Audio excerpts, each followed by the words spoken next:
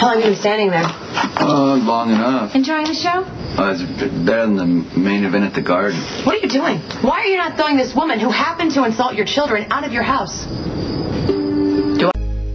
Michael called me. Morgan was crying. I got here as soon as I could. She walks in and starts insulting our boys. Oh, that's a gross exaggeration. Did your foreman yell at my children? Were your children on private property? Did he break their toy? Would a conscientious mother have made sure her children were supervised? Yes or no? Answer the question. If you would just calm down, just bring it down.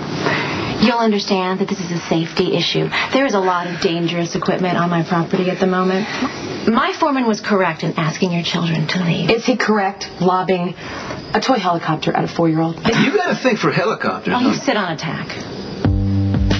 What? That's how they talk in the big city. Sit on attack.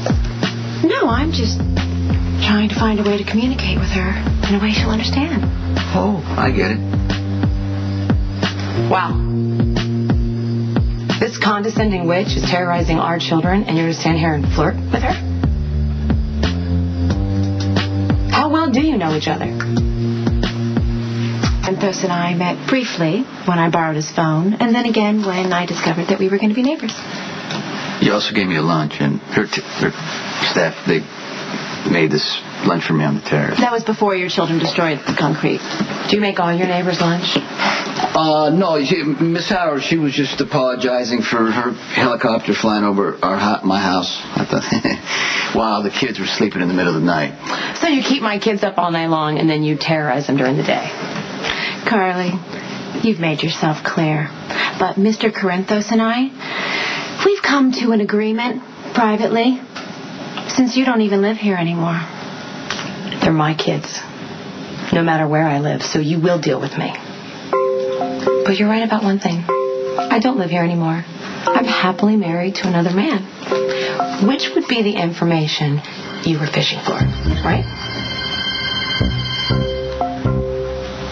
Oh, I can't begin to tell you how wildly off the mark you are. I am here to protect my private property. That's all. I certainly have no designs on your ex-husband. Sure you do. You just don't want to admit it. And you probably think that makes you more of a challenge, but you couldn't be more wrong.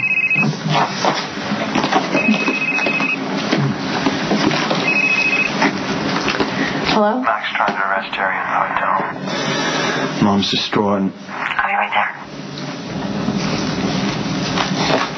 I gotta go.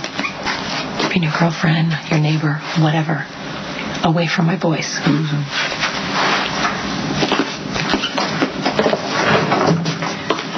Wow, you certainly made no attempt to marry up. All of the girls at Sacred Heart had more class than that woman.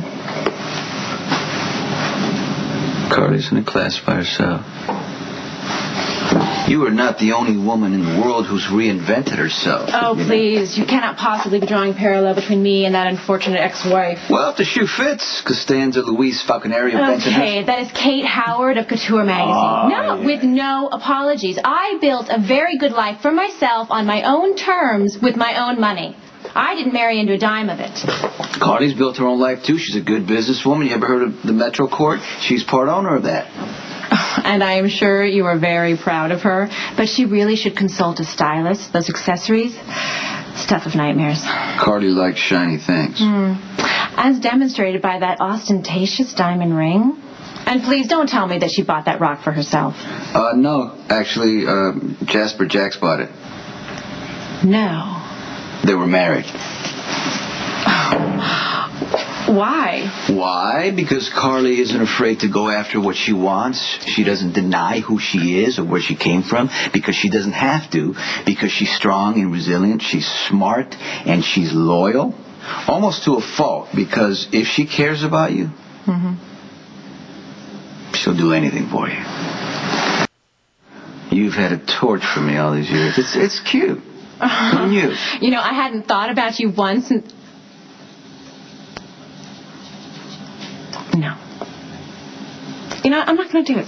I'm not going to justify myself. Well, you came into my office, you hit me up for the phone, then you leave your flash drive behind conveniently so you can come back and get it, then you move next door to the house. Right. Can you just try, work with me here and grasp the concept? I'm not interested in you.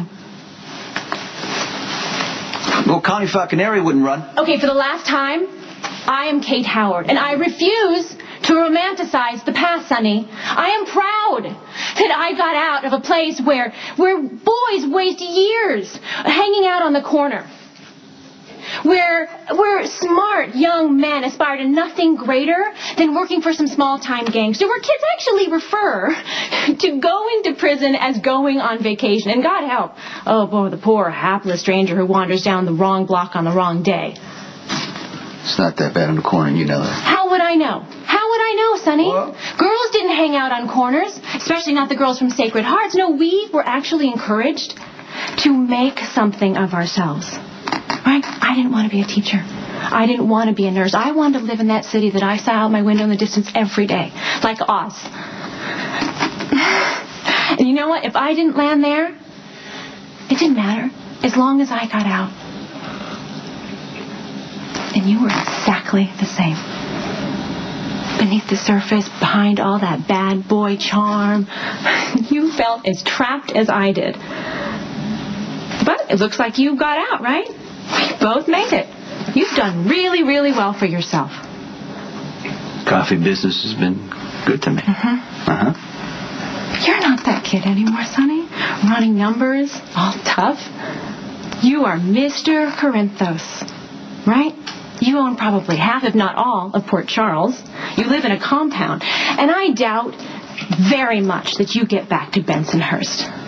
So go ahead. Go ahead and criticize me all you want. Tell me how I can't measure up to your precious Carly. Beneath the surface, you and me, pal, we're exactly the same. And you know it.